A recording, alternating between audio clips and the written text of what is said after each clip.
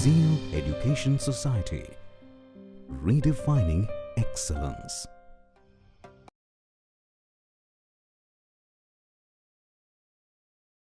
Hello students, in a previous video lecture of basic electrical engineering, we have learned the Fleming's right hand rule and the Lenz's law. The Fleming's right hand rule is used to find the direction of induced EMF or current, and the Lenz's law is related with for finding the direction of current. Generally, the Lenz's law is applicable for the flux linkage stationary machines, whereas the Fleming right hand rule is used for dynamically induced EMF. Now we are going to learn two types of EMF generation. First one is dynamically induced EMF and second one is statically induced EMF.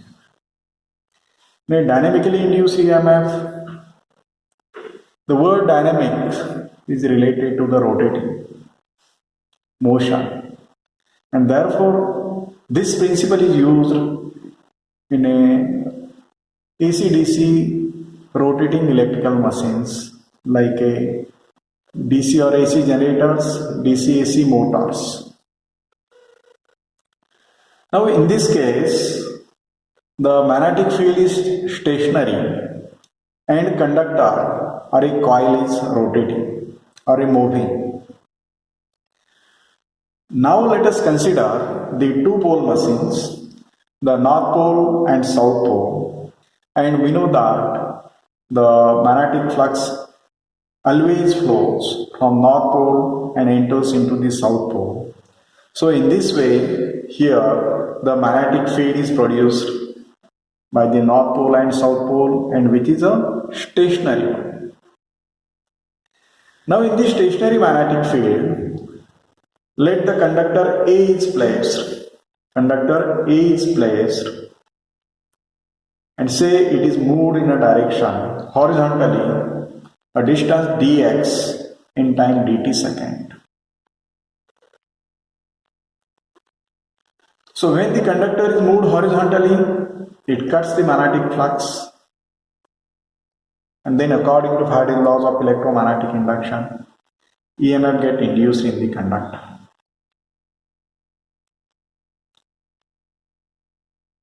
Now we have to find out the magnitude of this induced EMF, and no doubt the direction is given by Fleming's right hand. Now how this happens, let us see. So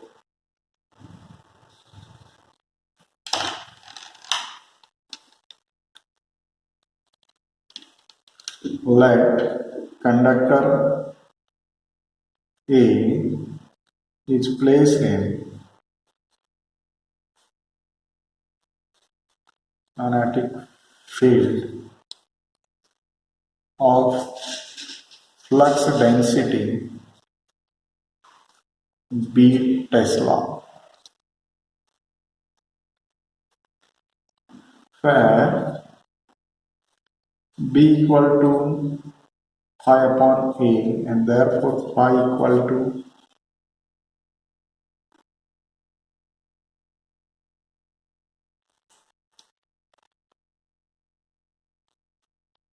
AB.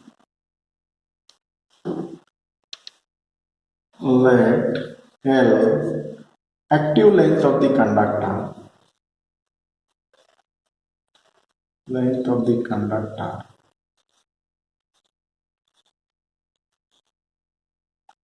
lying in magnetic field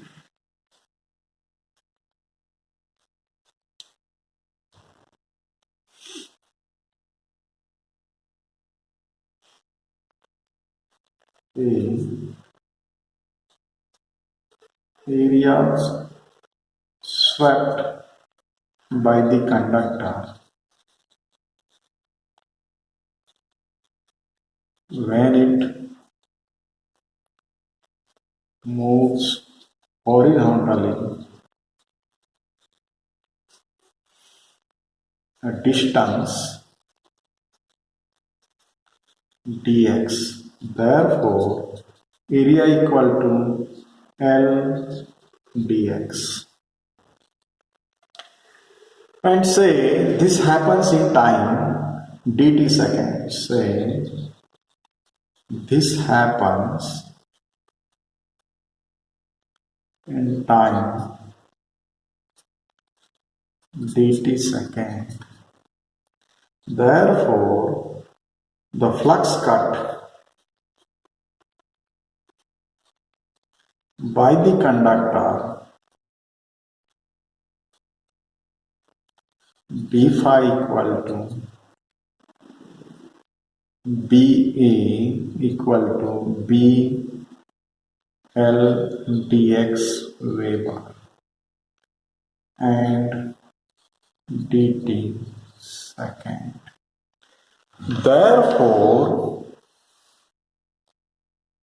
according to Faraday's laws of electromagnetic induction,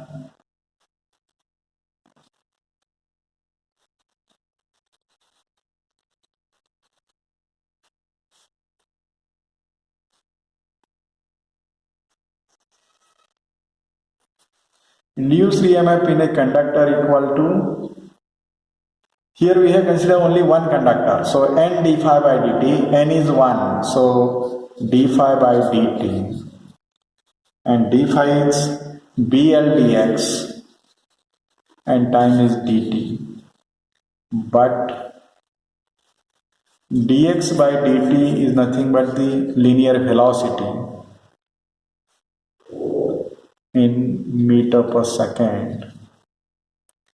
Therefore, the induced EMF equal to BL phi volt. But in this case, we have considered that the conductor is moving horizontally, a distance dx, and therefore EMF induced is BL phi sin theta, BL phi volt. However, in actual practice, conductor is rotating and makes an angle theta at a particular instant with respect to magnetic flux or magnetic field, and therefore the magnitude of induced EMF equal to BL phi sin theta, where theta is angle made by the conductor with respect to magnetic flux. Now here the question is, why sin theta is considered? The reason is,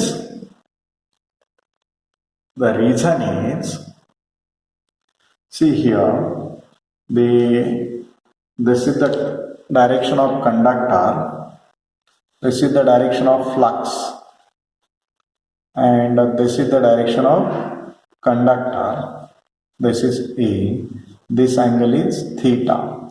Now here, this can be resolved into two components. One is this one, other is this one. So one is vertical component, say A dash, and see another component, horizontal component is A dash, C dash. Now the horizontal component is responsible for the production of EMF because it cuts the magnetic flux, whereas the vertical component A dash moves parallel to the lines of force and therefore it does not produce the EMF, and therefore this horizontal component A dash C dash is nothing but phi sin theta, and therefore it is considered BL phi sin theta volt. So this is the magnitude of induced EMF in the conductor, where E equal to BL phi sin theta, where B is the flux density in Tesla or Weber per meter square, L is the active length of the conductor. In a previous lecture we have learned what is the active length of the conductor, that is length of the conductor lying in a magnetic field, that is the length of the conductor which is responsible for the energy conversion, and V is the, in this case, linear velocity of the conductor in meter per second, and theta is the angle made by the conductor with respective magnetic flux or magnetic field. So we have obtained the expression for magnitude of induced EMF for dynamically induced EMF, and the direction of this induced EMF is given by Fleming's right hand rule, which has been already studied. I think there would be no any difficulty in this case. Let us solve one numerical based on this one. See, I am reading the question now. The conductor of length 1 meter moves right angle to the uniform magnetic field of flux density 1.t Tesla with velocity 50 meter per second. Calculate the induced EMF in it.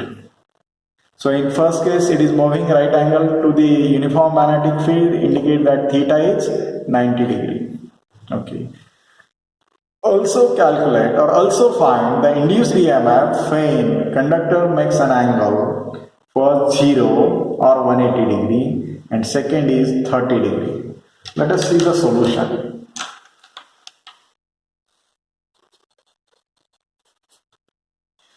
Now we know that the magnitude of induced EMF equal to BL phi sin theta.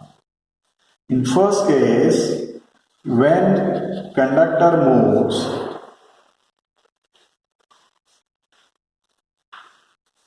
right angle to the flux, that is theta equal to 90. Therefore, E equal to, okay, what is B? B is 1.5 Tesla, length of the conductor is 1 meter, then the velocity is 50 meter per second, and the sine theta, sine 90 is 1. So, induced EMF is 50 into 1.5, that is 75 volt. So, this is an induced EMF. Now see, let us consider the second case when theta equal to 0 degree or 180 degree. When the conductor makes an angle theta equal to 0 or 180 degree, indicates that it moves parallel to the lines of force, lines of flux or magnetic field. Therefore, there is no cutting of the flux, no EMF get induced. Moves parallel to the lines of flux. No flux cutting, no EMF.